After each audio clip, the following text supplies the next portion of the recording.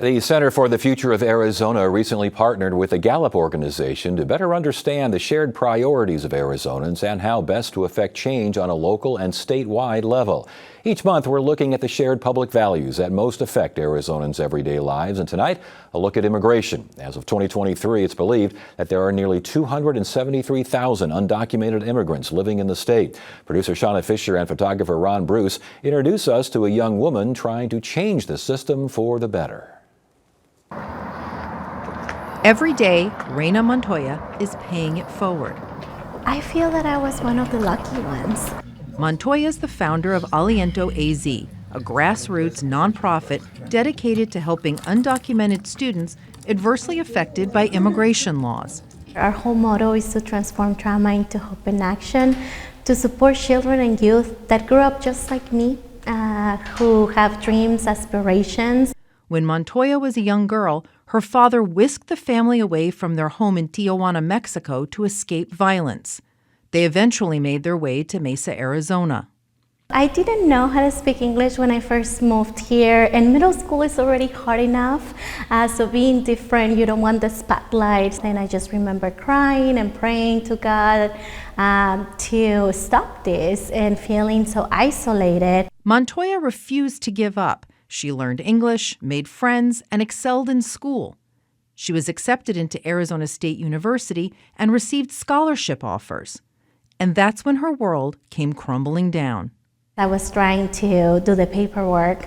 It asked me for a social security number, a 9-digit number that as an undocumented student I didn't have.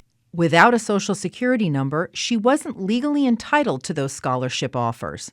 And another enormous blow to her college plans?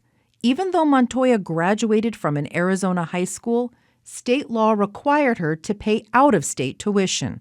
I had to pay 3 times more than any other student who was classified as an in-state tuition student. So my parents being working class, there was no way in heaven that they would be able to afford that. Montoya eventually received a private scholarship and graduated from ASU with 2 degrees. I was recognized as the most outstanding undergraduate student at the Hispanic Convocation. So I remember getting this Chinese award, and I was really sad. I was really devastated because as soon as I was going to walk out of that stage, I was going to be an undocumented kid again, who had no opportunities to engage in the workforce. But just weeks after her graduation, a reprieve. A new federal government program called DACA, or Deferred Action for Childhood Arrivals. It temporarily delays the deportation of people without documentation, like Montoya, who came to the U.S. as children. It also grants them work authorization. But DACA is not a permanent solution, nor a pathway to citizenship. Montoya has to apply for DACA status every 2 years, and she's not guaranteed renewal. So it's really challenging. I mean, thinking about that one day I can just be deported to a place that created so much trauma in my family. Nobody in this country wants to be breaking the laws. There's just not a functional system that allows us to be right with the law. Addressing immigration is one of the challenges of the 21st century that every country faces. Evelyn Cruz is the director of the Immigration Clinic at the Sandra Day O'Connor College of Law. She says fixing the immigration system comes down to understanding why people migrate to other countries in the first place, and then creating laws that address those reasons. Cruz says we do need to control who crosses the border, but closing it down or building a wall would not be effective.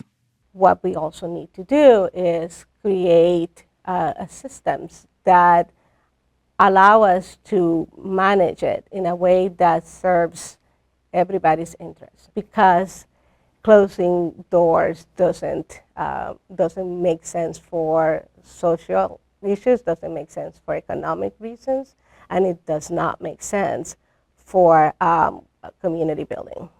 Cruz says there's also a misconception that anyone who enters the U.S. can become a citizen. She says that's simply not true.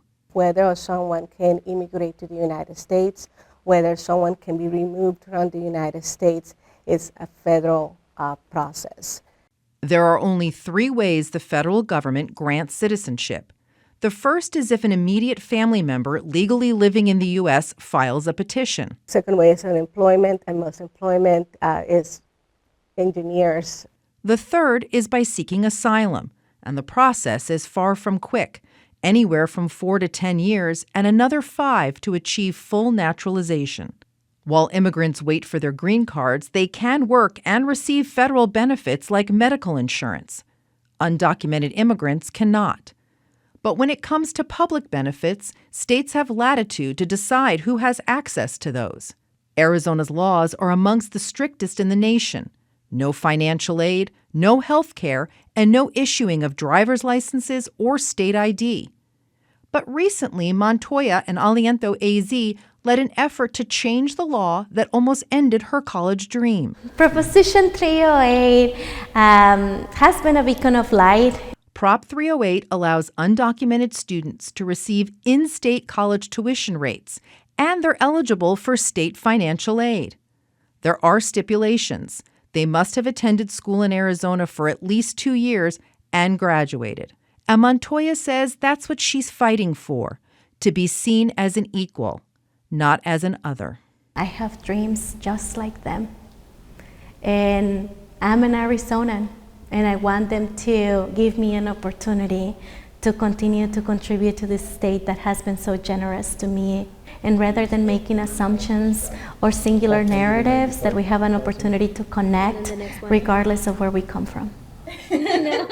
According to U.S. Citizenship and Immigration Services, there are currently 5 million immigrants awaiting green cards. Reina's father was granted asylum and approved for a green card. That was 4 years ago. He's still waiting.